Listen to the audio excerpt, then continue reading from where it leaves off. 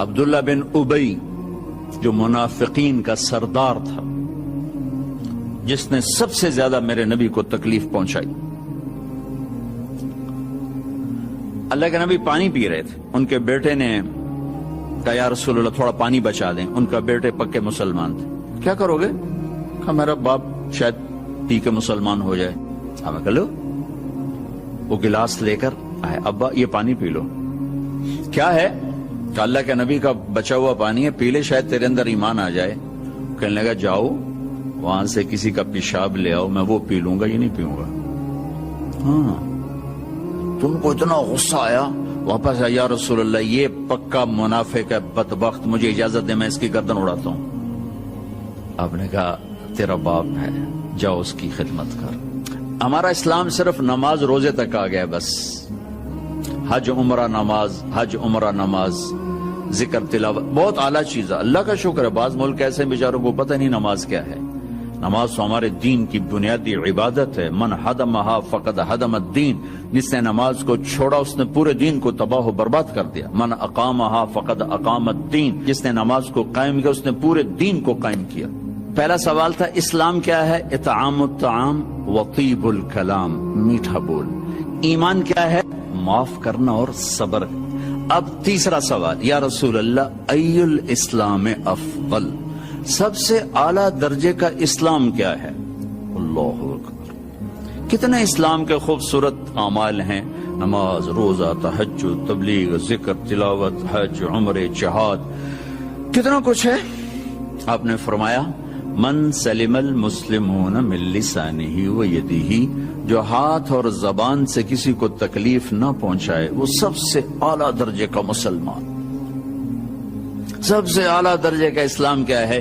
کہ ہاتھ اور زبان سے کسی کو تکلیف نہ پہنچائے. زندگی بھر میرے نبی نے کسی کو تھپڑ نہیں مارا، کسی کو زبان سے ایسا جملہ نہیں فرمایا جس سے وہ کہے جی میرا دل ٹوٹ گیا، میرا دل توڑ دے. کیونکہ زبان کا بول ایسی بلا ہے کہ نبی کے بھی جگر کے پار ہو جاتے. عبداللہ بن ابی امیہ آپ کی پھوپھی کے بیٹے ہیں، ابو سفیان بن حارث آپ کے تایا کے بیٹے ہیں، اور یہ مکہ میں آپ کی دشمنی میں زبان بہت چلاتے تھے، ہاتھ نہیں، زبان، بہت گندی زبان. آپ مکے کی طرف آ رہے ہیں حملہ کرنے، عسفان پہنچے ہیں. یہ آج کا جو مین روڈ چلتا ہے اس پہ اوپر آتا ہے، وہ چھوٹا سا شہر ہے. تو حضرت عباس اپنی فیملی کو لے کر پہنچتے ہیں. تو آپ نے کہا بس تم آخری مہاجر. دروازے پر، خیمے پر خادم آ کر اجازت مانگتا ہے، جی ابو سفیان بن حارث اور عبداللہ بن ابی امیہ حاضروں میں کلمہ پڑھنا چاہتے ہیں، اسلام لانا چاہتے ہیں.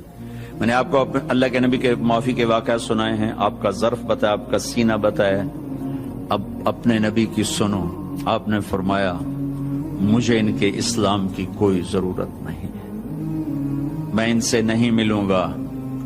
ابو سفیان وہ ہے جس نے میرا دل چیر کے رکھ دیا شیر کہہ کے.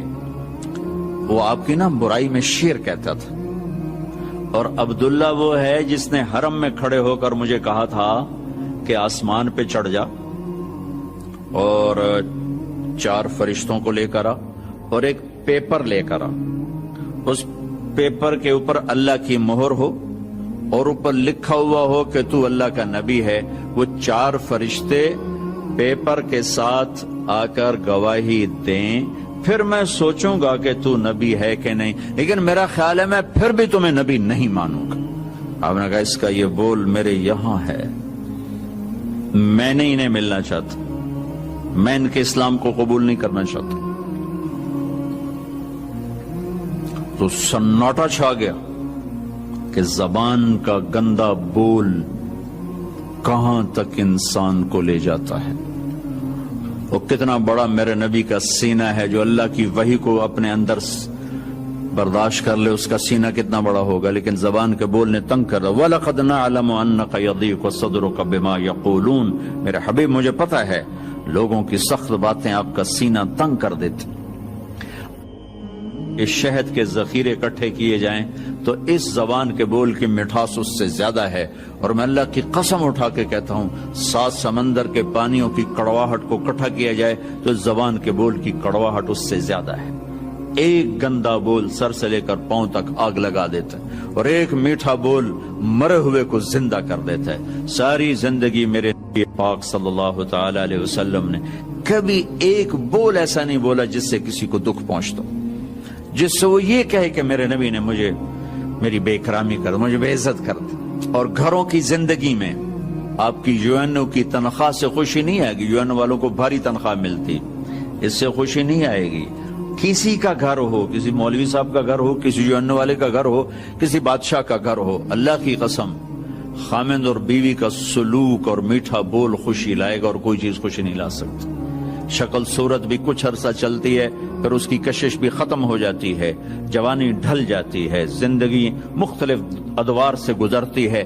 ایک چیز ہے جو سدا بہار رہتی ہے اور سدا بہار رکھتی ہے، وہ اخلاق ہیں، وہ اخلاق ہیں، وہ اخلاق ہیں۔ وہ آپ کا درگزر کرنا، آپ کا میٹھا بول بولنا، آپ کا محبت بھرا بول بولنا، آپ کا خطا سے درگزر کرنا، پکڑ دھکڑ طنز تانے، پوری زندگی برباد ہو جاتی۔ ساری زندگی میرے نبی نے کسی کو تانا نہیں دیا، ساری زندگی طنز نہیں کیا، کہ یہ دلوں کو چیر دینے والی چیز۔ گھروں میں خوشیاں دیکھنی ہے یا غیروں کے ساتھ خوشیاں دیکھنی ہیں، زبان کا بول میٹھا فرما لیں۔ پھر رمضان میں جو میں سارا اخلاق کہتا رہا، اور رمضان میں اللہ نے غریب کو کیسے ایڈ کیا ہے، میرے نبی نے غریب کو کیسے ایڈ کیا ہے کہ ان سب کے روزے باندھ کے رکھ دو، ایک روزہ میرے پاس نہیں آئے گا جب تک اس کی زکوٰۃ نہیں ادا کریں گے، اور غریبوں کو بھی عید میں شامل نہیں کریں گے۔ سبحان اللہ، کیا خوبصورت دین ہے میرا۔ غریب کا حصہ رکھو گے تو آپ تمہارا روزہ اوپر جائے۔ میرے نبی روزے یہاں کھڑے ہو جاتے، روزے یہاں کھڑے ہو جاتے، اوپر نہیں جاتے جب تک روزے کی زکوٰۃ نہ ادا کر دی جائے۔ یہ بھی اسی سے متعلق مضمون جو آپ کے پیچھے لکھا پڑا ہے کہ غریبوں کو شامل کرو اپنی خوشیوں میں، کہ ان کے گھروں میں دے کر آؤ کہ وہ بھی خوشی سے کھا سکیں، کپڑے بنا سکیں۔ جو ہمارے ہاں بتایا جاتا ہے روزے کی زکوٰۃ گندم کے لحاظ سے، اس سے تو روٹی نہیں پوری ہوتی، تو کپڑے کہاں سے آئیں گے؟ کہ ہم پوری سیرت کو نہیں جانتے۔ میں آپ کو اپنے نبی کی زکوٰۃ بتاتا ہوں کہ ہمارے نبی کس چیز کی زکوٰۃ دیتے۔ میرے نبی کشمش دیا کرتے تھے، کشمش۔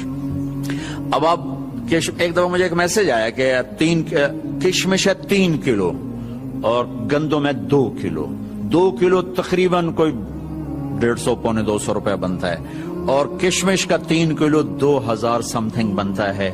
ایک گھر میں 4 افراد ہیں، اگر ایک خامد، ایک بیوی، ایک بیٹا، ایک بیٹی، 4 افراد ہیں، کشمش کے لحاظ سے 8000 گیا، تو 8000 میں اس کے کپڑے بھی بن جائیں گے، اس کی سیویاں بھی پک جائیں گی، اس کی عید بھی ہو جائے گی۔ تو میرے نبی نے روزے کے ساتھ غریبوں کو شریک کیا، اپنی امت کے فقراء کو شریک کیا کہ ان کو بھی خوشی پہنچاؤ کہ اللہ نے تمہیں دیا ہے۔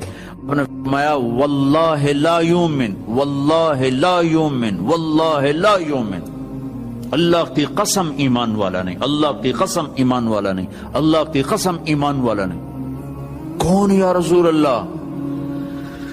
کہ جس کا پڑوسی اس سے تنگ ہو وہ ایمان والا نہیں ہے، جس کا پڑوسی اس سے تنگ ہو وہ ایمان والا ہے۔ پھر ہم نے کہا واللہ لا یؤمن، اللہ کی قسم ایمان والا نہیں، کہ جو پیٹ بھر کے کھائے اور پڑوسی بھوکا سوئے وہ ایمان والا نہیں ہے۔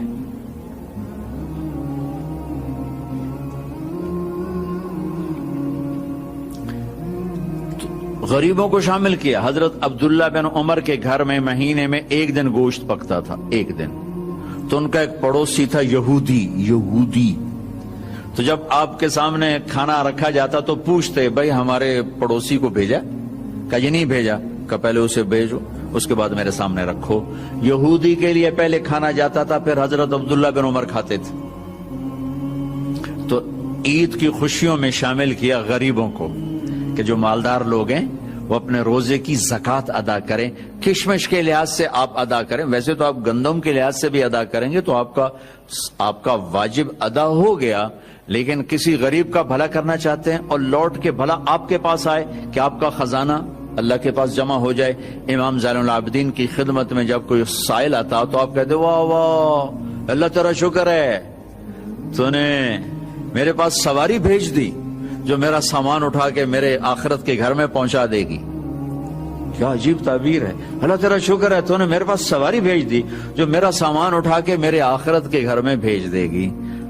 سائل آپ کی آخرت کی سواری ہے, تو اب سخی بن کے دیں, بخیل بن کے نہ دیں, اس سے اللہ کے غریب بندوں تک خوشیاں پہنچیں گی, دعائیں ملیں گی. تھوڑی دیر انتظار فرما کے ممبر سے اترے اور ظہر کی نماز پڑھائی.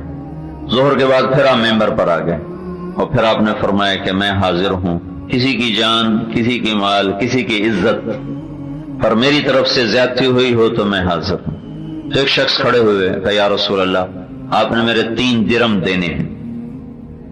تو آپ نے فرمایا یقیناً دینے ہوں گے, لیکن مجھے یاد دلا دو کس سلسلے میں. تو انہوں نے عرض کیا یا رسول اللہ آپ کی خدمت میں ایک سائل آیا تھا, آپ سے سوال کیا تھا, آپ کے پاس کچھ نہیں تھا تو آپ نے مجھے فرمایا تھا تم دے دو میں تمہیں ادا کر دوں گا. تو آپ نے فرمایا ہاں ٹھیک کہتے ہو. پھر آپ نے اپنے چچا زاد بھائی فضل بن عباس سے فرمایا کہ فضل یہ قرضہ تیرے ذمہ ہے, تو ادا کرے گا. یہ 5واں دن آپ کو بتا رہا ہوں. پھر جمعرات آ گئی, جانے میں 4 دن باقی رہ گئے, جمعہ, ہفتہ, اتوار, پیر کو جانا تھا. تو جمعرات کو آپ نے عشاء کی نماز کی تیاری فرمائی, وضو کا پانی منگوایا اور بے ہوش ہو گئے. تکلیف اتنی تھی ہوش نہیں رہا. پھر آپ ہوش میں آیا تھا, لوگوں نے نماز پڑھ لی, کہا جی نہیں انتظار میں. پھر آپ وضو کے لیے اٹھے, پھر بے ہوش ہو گئے. پھر تھوڑی دیر بعد آپ کو ہوش آیا تو آپ نے فرمایا کیا لوگوں نے نماز پڑھ لی؟ کہا نہیں یا رسول اللہ آپ کا انتظار ہو رہا ہے. پھر آپ وضو کے لیے اٹھنے لگے, پھر بے ہوش ہو گئے, بستر پر گر گئے.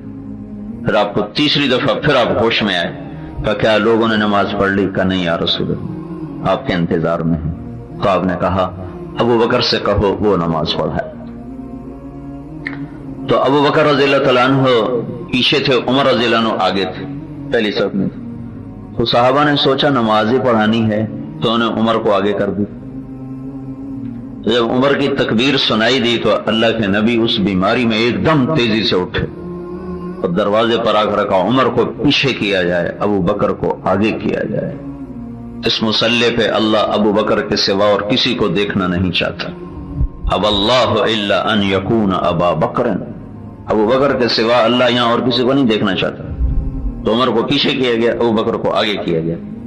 حضرت ابو بکر نے عشاء کی نماز, پہلی نماز پڑھائی اللہ کے نبی کی موجودگی میں. پھر جمعہ کی 5 نماز, جمعہ بھی پڑھایا. پھر ہفتہ کی 5 نماز, پھر اتوار کی 5 نماز 15, اور جمعرات کی عشاء 16, اور پیر کی صبح فجر 17 نمازیں اللہ کی نبی کی موجودگی میں پڑھائیں. اور ایک دن غالباً اتوار کو اللہ کے نبی ظہر کی نماز میں ابو بکر مصلی پر تھے تو آپ 2 آدمیوں کے سہارے پر مسجد میں داخل ہوئے.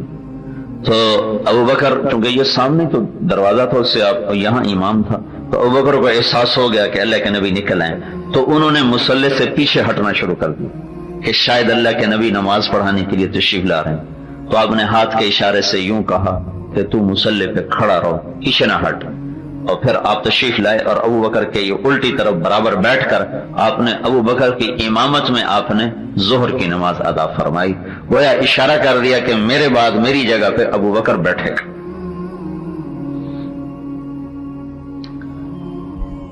آپ نے صراحتاً کیوں نہیں کہا کہ میرے بعد ابو بکر خلیفہ ہو؟ اشارے سارے کر دیے, صراحتاً نہیں کہا. ایک حدیث میں آتا ہے صحابہ نے عرض کی یا رسول اللہ آپ کسی کو طے کر دینا کہ اگر میں نے طے کیا اور تم نے اس کی نہ مانی تو تم پہ اللہ کا عذاب آئے گا, اس لیے میں طے نہیں کروں گا. اشارے کر دیے کہ نبی کا سب سے بڑا منصب تو اللہ کا مصلی ہوتا ہے. اس مصلی پہ اپنی زندگی میں ابو بکر کو کھڑا کر کے اشارہ کیا کہ میرے بھائی یہ ہوگا. زبان سے نہیں کہا کسی کے بارے میں کہ کہیں امت پہ عذاب نہ آ جائے. تو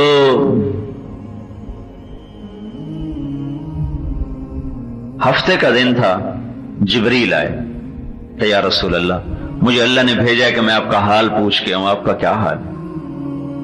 تو آپ نے کہا اجدنی مغمومن اجدنی مکروبن، جبریل بڑی تکلیف، بہت تکلیف۔ تو اتوار کو پھر جبریل آئے کہ یا رسول اللہ مجھے اللہ تعالیٰ نے بھیجا کہ جاؤ میرے حبیب کی عیادت کر کے آؤ کہ میرے حبیب کا کیا حال ہے۔ تو پھر آپ نے کہا اجدنی مغمومن اجدنی مکروبن، جبریل بڑی تکلیف، بڑے کرب میں۔ پیر کو پھر آئے، جس دن واپسی ہے اسی دن پھر آئے، یا رسول اللہ اللہ تعالیٰ نے مجھے بھیجا ہے کہ میں آپ کا حال پوچھ کے آؤں کہ آپ کا کیا حال ہے۔ تو پھر آپ نے فرمایا اجدنی مغمومن اجدنی مکروبن، تکلیف بڑی ہے۔ پھر اس کے بعد جبریل نے عرض کیا یا رسول اللہ یہ ملک الموت دروازے پہ حاضر ہو چکا ہے اور اندر آنے کی اجازت چاہتا ہے۔ اس نے آج تک کبھی کسی سے اجازت نہیں لی، لیکن آپ کے لیے خاص حکم ہے۔ تو وہ ملک الموت اندر نہیں آیا، باہر کھڑا رہا۔ تو جب آپ نے کہا میری طرف سے اجازت ہے تو پھر وہ اندر آیا۔ ایک اور فرشتہ بھی ساتھ تھا جو اسی دن اترا، پھر آج تک کبھی نہیں آیا۔ تو اس نے آ کر عرض کی السلام علیکہ یا رسول اللہ۔ اور یہ ملک الموت کا جب سے وہ پیدا ہوا ہے یہ پہلی دفعہ سلام ہے جو اس نے کسی کو کیا، وہ ہمارے نبی ہیں۔ واقعی سلام تو نہیں کیا، وہ تو لے جاتا ہے نا۔ تو اس نے آ کر اس نے عرض کی یا رسول اللہ میں آپ کو سلام پیش کرتا ہوں۔ یہ پہلی دفعہ ہوا ہے کہ ملک الموت نے کسی کو سلام کیا، وہ ہمارے نبی ہیں۔ پھر کہا یا رسول اللہ اللہ تعالیٰ بھی آپ کو سلام پیش کرتا ہے، آپ کی خدمت میں سلام بھیجا ہے۔ اور یہ ارشاد فرمایا ہے کہ اگر میرے محبوب آنا چاہیں تو لے آنا اور رہنا چاہیں تو چھوڑ کے واپس آ جانا، آپ کو یہ اختیار ہے، ہمیں تو کوئی نہیں نا۔ ملک اجاز کیسے اس کو خبر تھی کہ میرا آج کا دن آخری ہے اور آنے والی رات قبر کی ہے، یا دنیا میں جتنے بھی مر رہے ہیں۔ تو آپ نے کہا اچھا اگر میں کہوں اور تمہیں اجازت دے دوں تو تم میری جان بھی نکال لو گے؟ کہ جی یا رسول اللہ آپ کی بھی نکال لوں۔ یہ تو اللہ کا امر ہے، جبریل ملک الموت تو چونٹی نہیں مار سکتا۔ پھر آپ نے جبریل کو دیکھا، جبریل تمہاری کیا رائے ہے، میں جاؤں کہ ٹھہروں؟ تو جبریل نے عرض کی یا رسول اللہ اللہ تعالیٰ آپ کی ملاقات کا شوق رکھتا، آسمان پہ تیاریاں پوری ہیں، استقبال ہر شے۔ تو اس پر آپ نے فرمایا اچھا تم واپس جاؤ اور میرے اللہ سے پوچھ کے آؤ کہ اگر میں آ جاتا ہوں تو میرے بعد میری امت کے ساتھ کیا کرے گا، یہ پھر جواب دوں۔ تو موت کا فرشتہ وہیں کھڑا رہا اور وہ جو ساتھ فرشتہ ہے وہ بھی وہیں کھڑا رہا، اور جبریل واپس گئے اور اللہ تعالیٰ سے جواب لے کر آئے کہ اے میرے محبوب میں تیری امت کو تیرے بعد تنہا نہیں چھوڑوں گا، ساتھ دوں گا۔ تو مجھے میرے رب کی قسم سن رہا ہے، اگر میرا آپ کا نبی یہ سوال نہ اٹھاتا اس وقت تو میں اور آپ بندر اور خنزیر بن چکے ہوتے۔ ہم سے اللہ کی کوئی رشتہ داری نہیں، کسی سے بھی اللہ کی کوئی رشتہ داری نہیں۔ صرف ایک بات، چھوٹی سی بات، چھوٹی سی، بنی اسرائیل ہفتے کو مچھلی نہیں کھانا، اتنی بات اللہ نے کہی۔ مچھلی حلال کہ دریا کی ہے، تالاب کی نہیں کہ چوری ہے، دریا کی مچھلی ہے، حلال ہے، جو پکڑ لے اسی کی ہے۔ تو اللہ تعالیٰ نے ایک چھوٹا سا حکم دیا کہ اے اللہ کا کوئی حکم چھوٹا نہیں ہوتا، لیکن بعض سے تو اے بنی اسرائیل ہفتے کو مچھلی نہ کھاؤ، اتوار سوموار منگل بدھ جمعہ کھاؤ، ہفتے کو نہ کھاؤ۔ اور پھر ان کا امتحان لیا، ہفتے کو سارا دریا مچھلیوں سے بھر جاتا اور باقی 6 دن ایک دانہ نظر نہیں آتا تھا۔ تو وہ نادان نکلے، اگر 4 دن صبر کرتے تو اللہ ہر روز مچھلی دے آتا۔ تو انہوں نے کیا کیا، وہ ہفتے کو پکڑتے اور اتوار کو کھا لیتے۔ صرف اتنی بات پر تو اللہ تعالیٰ نے پہلے سمجھایا کہ ان کو روکو، تو آگے انہوں نے مذاق کیا کہ